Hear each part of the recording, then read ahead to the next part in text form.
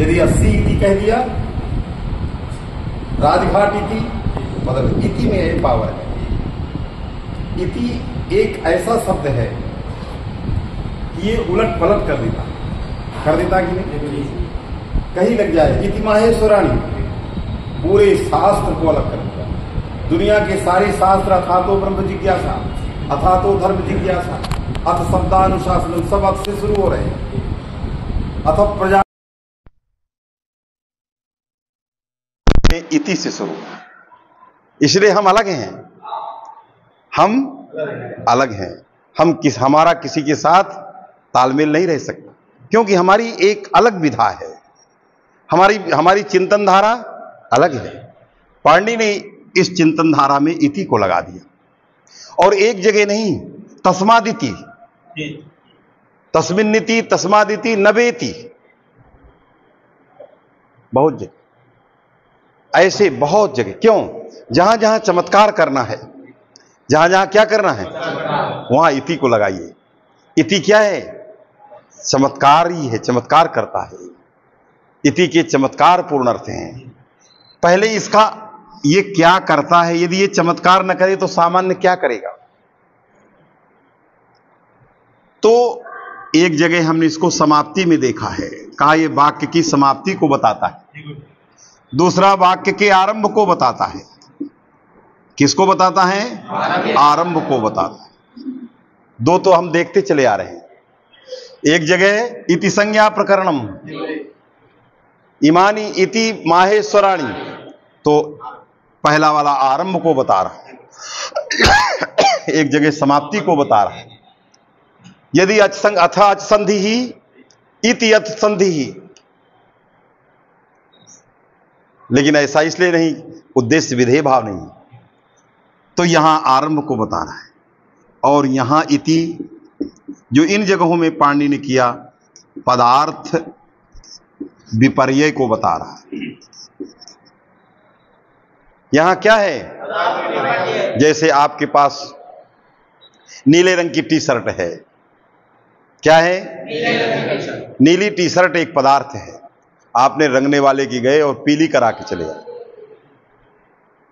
तो क्या हो गया? पदार्थ का विपर्यय, पदार्थ बदल गया।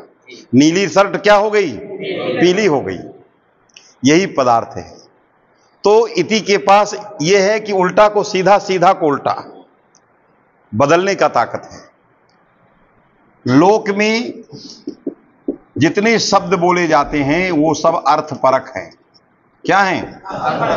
लोक में जितने शब्द, हमने कहा गा माने, आप शब्द को नहीं लाओगे, हम तो शब्द बोल रहे हैं। हमने शब्द बोला है क्योंकि बोलने का विषय शब्द है।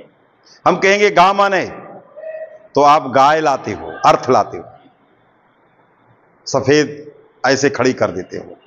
जल माने, जा आ ला आ नहीं लाते हो, क्या लाते हो? उसका जो अर्थ है वो लाते हो।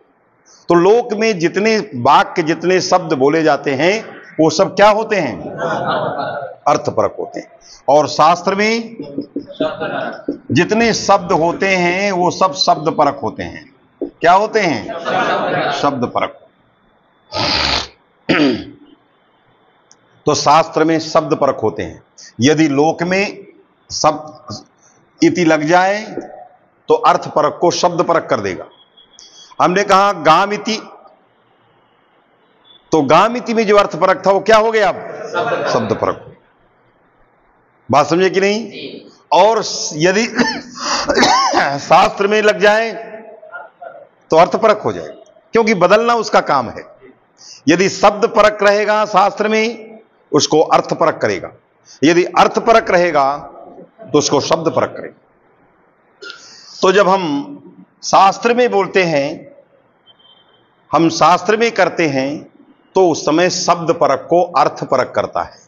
यह शब्द परक है। शब्द माने आनपूर्वी, ये आनपूर्वी परक है। यदि इति नहीं होता तो ये कहां लगती परिभाषा? जिसमें ये शब्द रहता। जैसे वृद्धिरादैच कहां लगता है? जिसमें वृद्धि है। वृद्धिरेच में लगता है, मृजेर वृद्धि में लगता है। वैसे ये तस्मिन, जहां जिस सूत्र में तस्मिन पढ़ा होता उसी में लगती परिभाषा। इकोणच में तो लगती ही नहीं, क्योंकि तस्मिन शब्द ही नहीं है। क्योंकि शास्त्र में शब्द शब्द परक होते हैं। तो शास्त्र में जो तस्मिन है ये शब्द परक है। ये शब्द जिस सूत्र में होता उसी में ये जाता। ये सूत्र में कहां है? एक तद्धित में जाओगे तो तस्मिन नणी स्माका स्माकौ, यहां तस्मिन है, ये यहीं चली जाती। तो जहां नहीं जाना चाहिए, जहां परिभाषा को नहीं जाना चाहिए वहां चली जाए। परिभाषा में लक्षण, परिभाषा लक्षण, लक्षण को जहां नहीं जाना चाहिए वहां चला जाए, अतिव्याप्ति। और जहां जाना चाहिए वहां न जाए, अव्याप्ति। जाना चाहिए इकोणच में, नहीं गया। जाना नहीं चाहिए तस्मिन में, चला गया। इसलिए पाणिनि ने एक ऐसे शब्द की कल्पना की, इसलिए पाणिनि को दुनिया का सबसे बड़ा आचार्य माना जाता है। इस प्रकार के शब्दों के चयन करने का सामर्थ्य किसी भी आचार्य के पास नहीं था। इसीलिए पाणिनि व्याकरण कभी लुप्त होने वाला नहीं, कभी भी, क्योंकि उसके शब्दों में चमत्कार है। उसकी संरचना समस्त व्याकरण से भिन्न है, क्योंकि उसकी नकल है शब्द। जितने भी व्याकरण वर्तमान में चल रहे हैं, जितने भी, मैंने सभी व्याकरणों को देखा और उन व्याकरणों में मैंने अनुभव किया कि कितनी नकल है। नकल 99 माने पॉइंट में जाएंगे, उतनी नकल है। तो ऐसे व्याकरण कितने दिन टिकेंगे? ऐसे कितने दिन टिकेंगे? हमने कहा रामः गच्छति, आपने कहा रामः व्रजति, तो आपने गच्छति का अनुवाद करके व्रजति लगा दिया है। वास्तव में कि नहीं? दुनिया के ऐसे सारे व्याकरण हैं। इसलिए पाणिनि हमारे ऐसे आचार्य हैं जो भाषा के प्रथम आचार्य कहे जाते हैं। भाषा की, और ऐसी भाषा नहीं जिस भाषा के बोलने से कोई पुण्य न होता हो। दुनिया में बहुत सारी भाषाएं हैं जो केवल बोलने के लिए हैं, लेकिन पाणिनि के द्वारा सुसंस्कृत जो भाषा है वो केवल बोलने के लिए नहीं है, वो साथ साथ मनुष्य को परिष्कृत भी करती है। तो मनुष्य को परिष्कृत करते हुए जो व्यवहार करती हो, ऐसी भाषा का नाम ही संस्कृत है कि नहीं? यही उसका भूषण है। यही क्या है? संपरिभ्याम करोतौ भूषणे का भूषण यही है, जो न केवल बोली जाती हो अपितु मनुष्यों को, देवताओं को, सबको परिष्कृत करती हो। केवल मनुष्यों को नहीं, देवताओं को भी परिष्कृत करती है। कहा इंद्राय स्वाहा नमः, ये इंद्राय स्वाहा नमः स्वस्ति स्वाहा स्वधा अलंब योगा, ये देवताओं को भी सुसंस्कृत करती कि नहीं? इसलिए जो देवताओं और मनुष्यों, पशु पक्षियों, सबसे लेकर के जो सबको सुसंस्कृत करे, वही उसका भूषणत्व है, वही उसका अलंकरणत्व है, वही उसका परिष्कृतार्थत्व है। तो पाणिनि ने एक ऐसे शब्द की कल्पना किया जो किसी शास्त्र में की ही नहीं गई। दुनिया के किसी शास्त्र में इति को पदार्थ विपर्यास माना ही नहीं गया, लोगों ने वहां तक पहुंचे ही नहीं। सबने कहा इति ब्रह्मसूत्रम, इति पारमहंस संहिता, इति उपनिषद, इति श्रीमद् भागवत महापुराणम, सब इति समाप्ति। दुनिया में अथ और इति से ही सब ग्रंथ चले। दुनिया में सारे ग्रंथ किससे चले? अथ और इति। कहा इसका अथ है तो इति होगा, इति है तो फिर अथ होगा, ये यही चलते रहे। लेकिन जो दूसरा अर्थ था पदार्थ का विपर्य, है कि नहीं, इसको किसी ने नहीं सोचा और पाणिनि ने यहां सोच करके लगाया, है कि नहीं? इसलिए पदार्थ को जब न बदलता तो ये यहां लगता, जब बदल दिया तो तस्मिन का अर्थ क्या हुआ? शब्द अर्थ परक हो गया। तो इसका अर्थ क्या है? सप्तम्यंत।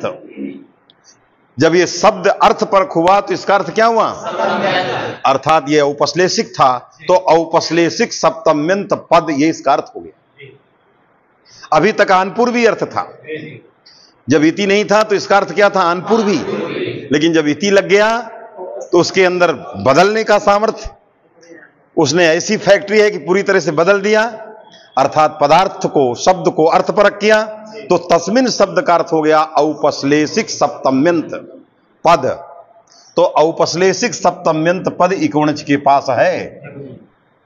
औपश्लेषिक सप्तम्यंत क्या है? अच्छी, ये है, इसके पास है, क्योंकि ये पदार्थ बदलने का सामर्थ्य था इसके पास। जैसे ही औपश्लेषिक सप्तम्यंत पद हुआ तो इसका अर्थ हो गया तस्मिन माने औपश्लेषिक सप्तम्यंत पद। आया कि नहीं? अब परिभाषा सूत्रों का जैसे ही अर्थ करते हैं, किसी भी परिभाषा सूत्र का अर्थ करें तो प्रायेण, नियम तो नहीं लेकिन प्रायेण, ज्यादातर उसमें यत्र तत्र विधीयते और उपतिष्ठते ये 4 पद लगाए जाते हैं। ज्यादातर कौन कौन? यत्र तत्र विधीयते और उपतिष्ठते, यत्र औपश्लेषिकम सप्तम्यंतम पदम विधीयते उच्चार्यते। यहां क्या करें? यत्र औपश्लेषिकम सप्तम्यंतम पदम पठ्यते तत्र निर्दिष्टे पूर्वस्य पदद्वयम उपतिष्ठते। बात में कि नहीं? जहां औपश्लेषिक सप्तम्यंत पद सुनाई देगा, यत्र औपश्लेषिकम, तस्मिन का अर्थ क्या है? औपश्लेषिकम सप्तम्यंतम पदम। श्रूयते का अध्ययन करो, यत्र औपश्लेषिकम सप्तम्यंतम पदम श्रूयते तत्र निर्दिष्टे पूर्वस्य उपतिष्ठ।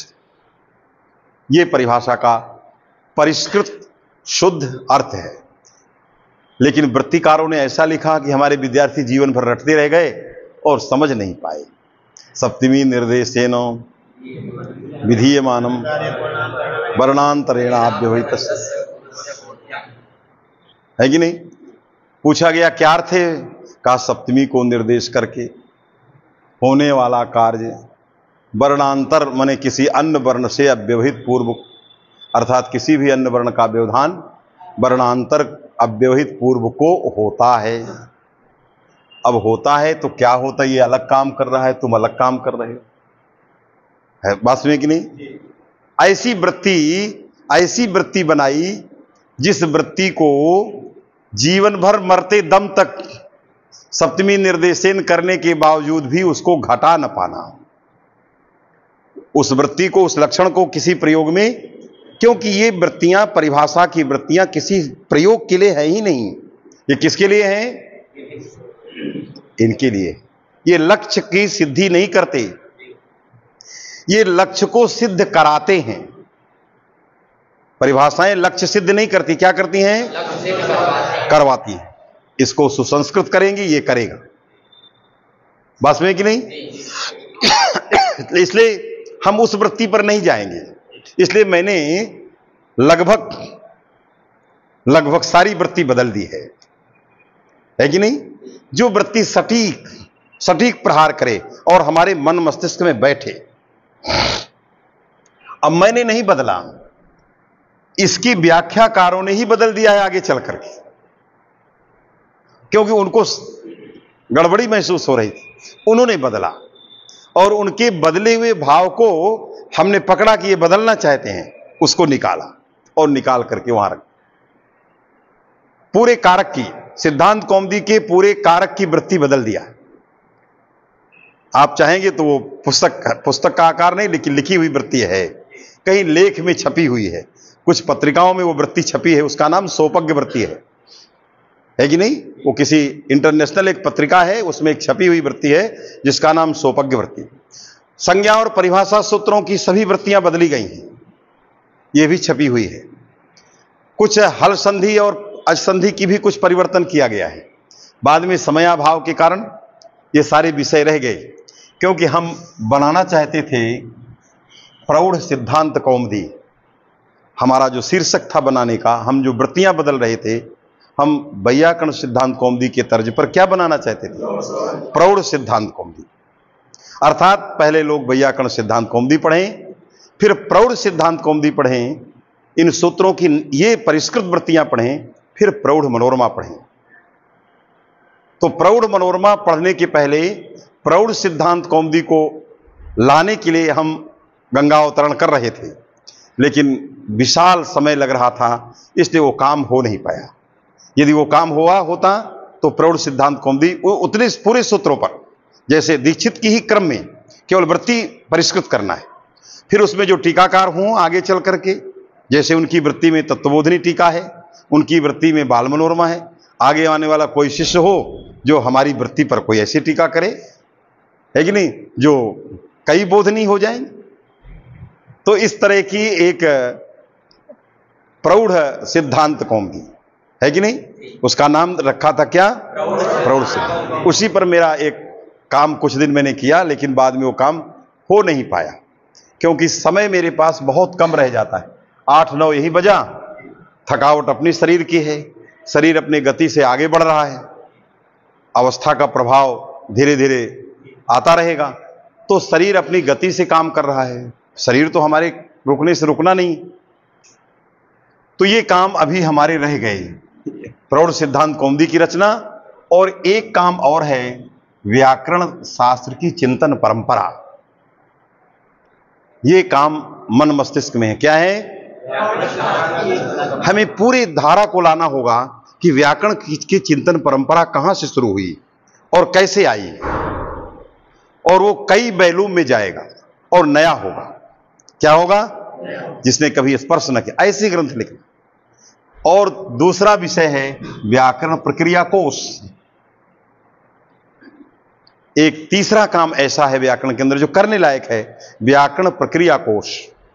जैसे बहुत सारे ऐसे शब्द हैं जिनका कोई अर्थ नहीं निकल पा रहा है, उस कोश को तैयार करना है। महाभाष्य में कहां आया, उसका क्या अर्थ है, वाक्पदीयम में आया, क्या अर्थ है, सारे रेफरेंस उसके उस कोश में आने चाहिए। जैसे एकांत शब्द आ गया, एकांत ये शब्द आया, एकांत का अर्थ किया गया अवयव और अनेकांत का अर्थ किया गया अनवयव। ये कहां है? एकांत माने एकांत में रहना, बात समझे कि नहीं? ये ऐसे सारे शब्दों का जो प्रक्रिया के अंतर्गत आते हैं उनका एक कोश तैयार करना, उसका नाम होगा व्याकरण प्रक्रिया कोश। ये ऐसे ग्रंथ बनाने की जरूरत इस समय आई है, बात समझे कि नहीं? ये तीनों ग्रंथ हमारे मन मस्तिष्क में कौनते हैं, और लघु सिद्धांत कौमुदी की उत्तम संस्कृत टीका। जितनी संस्कृत टीका में कोई संस्कृत टीका नहीं है, एकमात्र गीता प्रेस ने जो टिप्पणी लिखी है वो कई पुस्तकों का नकल है, कई पुस्तकों का। जैसे कहा कि उच्चैरुदात्ता, वो वृत्ति जो प्राचीन ग्रंथों में लिखी है उसको टिप्पणी में डाल दिया है। उच्चैरुदात्ता आगे कोई वृत्ति नहीं, नीचे टिप्पणी में डाल। क्या मतलब है? आपने कौन टीका है, दूसरे का नकल दूसरे में हो चला गया, बात समझे कि नहीं? इसलिए उत्तम संस्कृत टीका लघु कौमुदी की हो, जिससे आप ये सारी चीज वहां समझें, बात समझे कि नहीं? तो हम समझ गए कि इसमें तस्मिन को का अर्थ है औपश्लेषिक सप्तम्यंत, यत्र औपश्लेषिकम सप्तम्यंतम पदम श्रूयते, है कि नहीं? उपतिष्ठते औपश्लेषिक सप्तम्यंत पद घटितम यत् शास्त्रम, उसको आप घटितम कह सकते हैं। औपश्लेषिक सप्तम्यंत पद घटिते शास्त्रे निर्दिष्टे पूर्वस्य पदद्वयम् उपतिष्ठते। ये उपश्लेषिक सप्तम्यंत अची तत्पद घटित शास्त्री को नची, उसमें निर्दिष्टे पूर्वस्य जाएंगे, बात समझे कि नहीं? क्या करेंगे? जाएंगे। उपतिष्ठते, उपतिष्ठते माने स्मर्यते। पहले मैंने बताया कोई जाता नहीं है, क्या होगा? स्मरण होगा, समझ में है कि नहीं? तो स्मरण होगा अर्थात ये इसमें जाएंगे। ये आप कच्चे स्याही नहीं इसमें बेटा, ये इस तरह के 2-4 लेके रखो ना। है कोई और? इंक है? हाँ दो, इंक मत दो, इसका दूसरा दो। इसमें देखो ये इसमें इंक नहीं है कि नहीं? तो इस सूत्र में हाँ ये अच्छा है, इसमें जाएगा, बात समझे? इसमें जाएगा। तो अब जाएगा तो पूरा वाक्य बनाना है, वाक्य बनाइए।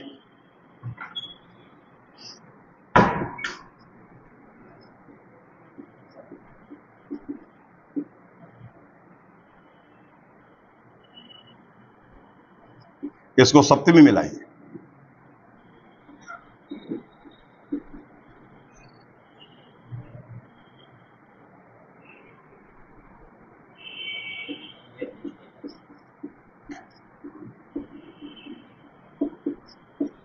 ये वाक्य तैयार।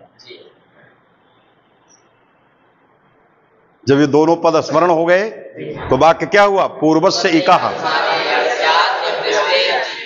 ये वाक्य जो जिसका संबंधी था, पूर्वस्य षष्ठी थी, इसके साथ चला गया। निर्दिष्टे सप्तमी थी, इसके साथ चला गया।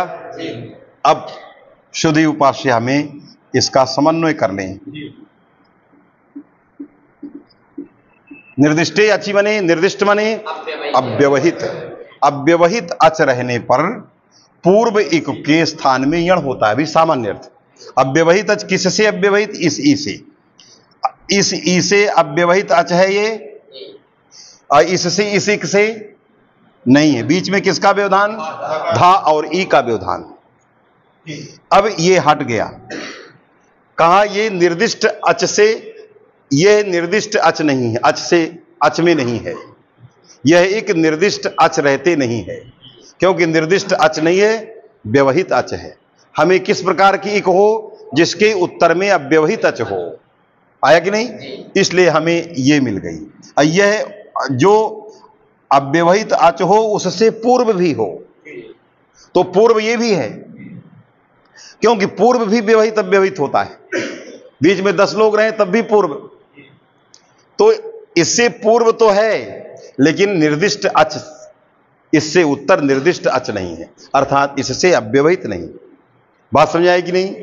इसलिए अब निश्चित हो गया कि इसके स्थान पर क्या होगा? यण बैठेगा। बैठेगा कि नहीं? तो इसके स्थान पर यण बैठेगा, ये आना है। समझ में आया? यण मने ये चारों प्राप्त क्या है? जैसे सभी प्रकार का एक प्राप्त था व्यवहिता व्यवहित, उसी प्रकार से ई के स्थान में सभी प्राप्त हैं, क्योंकि इसको हटाने और इसको हटाने के लिए कोई शब्द ही नहीं है। इस वाक्य में कोई ऐसा शब्द नहीं है जो इन तीनों को हटा सके।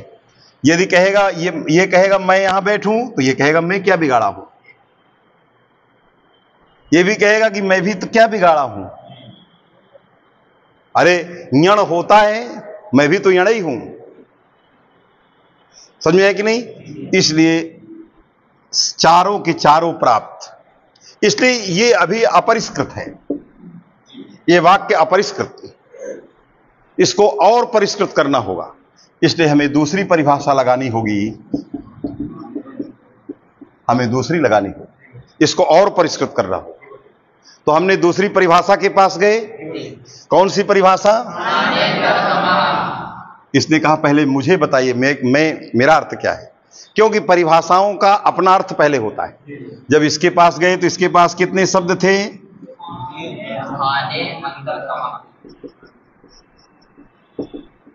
ये था।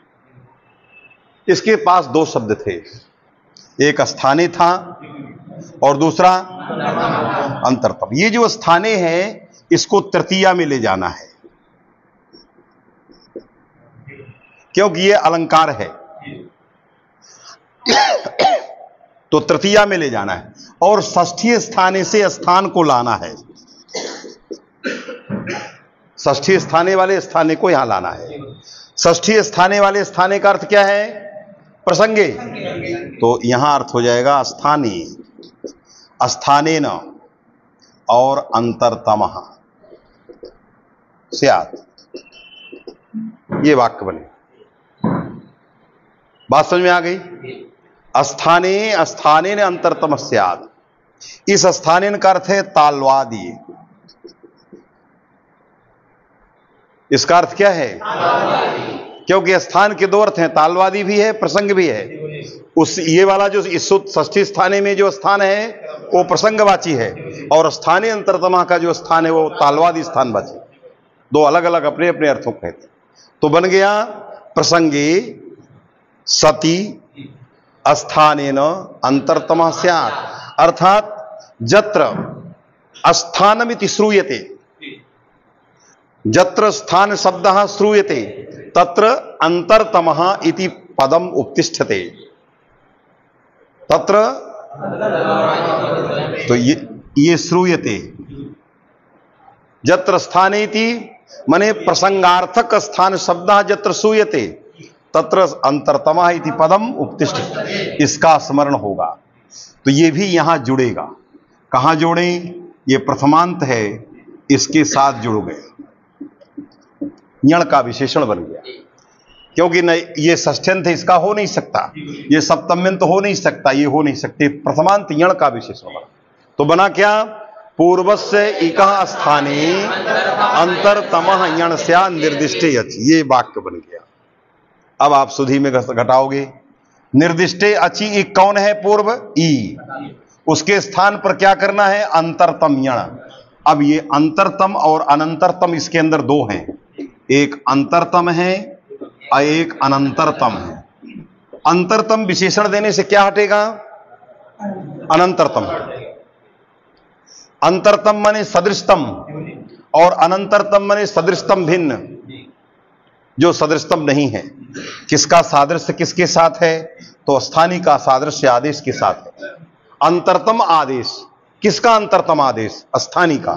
तो स्थानी क्या है? ई। इसका स्थान क्योंकि लिखा है इसमें स्थाने न, माने तालवादी स्थाने न, तो ई का स्थान क्या है? तालु। और इनमें इसलिए ये हो गया अंतरतम। क्या हो गया? और ये हो गए हट गए। क्या हो गए? कहा ये अनंतरतम है। अंतर माने और तमप है, इसमें दो शब्द है। अंतर माने सदृश और तमप लग गया तो सदृशतम। अंतर शब्द का अर्थ यहां सदृश है, अंतर का अर्थ व्यवधान भी होता है, अंतर का अर्थ सदृश भी होता है। तो अंतर के बहुत सारे अर्थ हैं, हमारे आपके बीच में बड़ा अंतर है। अंतर का अर्थ भेद भी होता है कि नहीं? अंतर माने व्यवधान भी होता है और अंतर माने सदृश भी होता है। और तमप लगाया तो सदृशतम। पूछा गया तमप की क्या जरूरत थी? इतने कहना चाहिए, अव्यवहित निर्दिष्ट अच के रहने पर पूर्व इक के स्थान में अंतर आ यण होता है। अंतरः यण स्यात् सदृशः अण स्यात्। तो सदृश अण यही था, ये सदृश थोड़ी थे, तो इसी से हट जाते। ये लगाने से क्या मतलब है? कहा ये इसलिए लगाया गया कि जहां अनेक होते हैं उसमें से अनेक को बताने के लिए। जैसे मैंने कहा पटुतमः, पटु, इसका मतलब 10-25 पटु हैं, चतुर लोग ज्यादा हैं, उनमें से एक कोई तमप है। इसका मतलब अंतर नाना है। अंतर क्या है? कई अंतर हैं। उन अंतर नाना में से एक अंतरतम लेना है। जैसे नाना चतुर में से एक चतुर जो ज्यादा होगा वो पटुतम कहा जाएगा। तो नाना प्रकार के अंतर हैं। क्या है? स्थानकृत है। एक अंतर तो स्थान के कारण है, एक गुण कृत है कि नहीं? एक अर्थकृत है और एक प्रमाणकृत। ये चार हैं, ये तमप बता रहा है। यदि एक होता तो एक में एक ही चतुर है तो तमप लगाने की क्या जरूरत? यदि 10 चतुर नहीं है, एकायो पटुहु, तो फिर उसमें तमप की कोई जरूरत ही नहीं। यदि 10 चतुर हैं तो 10 में से किसी एक ज्यादा है तो हम पटुतमः कहते। बात में कि नहीं? एतेषु अयम पटुतमः, इनमें से ये पटुतम है। कुछ पटु हैं और कुछ और पटु हैं। उसी तरह ये सारे सदृश हैं, लेकिन इनमें ये सदृशतम है। कौन? ये तालु वाला। क्या है? सदृशतम। सदृश तो ये भी है, सदृश तो ये भी है। क्यों? प्रमाणकृत आंतर्ज लेंगे तो प्रमाणकृत आंतर्ज में लेंगे तो ई के पास क्या प्रमाण है? इसके पास है मात्राद्वय न्यून कालिकत्व। ई के पास क्या है? इनके पास है कि नहीं? हमने ऐसा प्रमाण लिया कि मात्राद्वय न्यून कालिकत्व, माने 2 मात्रा से न्यून होना चाहिए। क्या होना चाहिए? क्योंकि या के पास कौन गुण है? मात्राद्वय न्यून कालिकत्व। वा के पास मात्राद्वय न्यून कालिकत्व। यदि इस प्रकार का सादृश्य लेंगे तो ह्रस्व ई के स्थान में यण हो, क्योंकि ह्रस्व ई के पास 2 मात्रा नहीं है। तो दध्यत्र में होगा, मध्वत्र में होगा, इसके पास तो 2 मात्रा है। तो ये भी इसका सदृश है। बस में कि नहीं? लेकिन हमें इस प्रकार का प्रमाणकृत नहीं लेना है, हमें क्या लेना है? स्थानकृत, इसलिए स्थानेन लगाया है। बस में कि नहीं? तो हमें स्थानकृत लेना है, क्योंकि जहां अनेक प्रकार के आंतर्ज होते हैं उनमें स्थानकृत आंतर्ज बलवान होता है। ये कौन बता रहा है? ये तमप बता रहा है। बस में कि नहीं? इसलिए तमप ने बताया कि अनेक प्रकार के आंतर हैं, उनमें स्थानकृत प्रबल होता है, इसलिए हमने प्रमाणकृत छोड़ दिया, स्थानकृत लिया, तो निश्चित हो गया कि ई के स्थान में क्या होगा, या हो गया। तो क्या बन गया, सुधाय उपास्य बन। यहां तक पहुंच गए। अब आगे की प्रक्रिया आगे चलेंगे। दो परिभाषाओं को हमने पढ़ ली, आगे की दूसरी बात आएगी, आगे बढ़ेगा, है कि नहीं।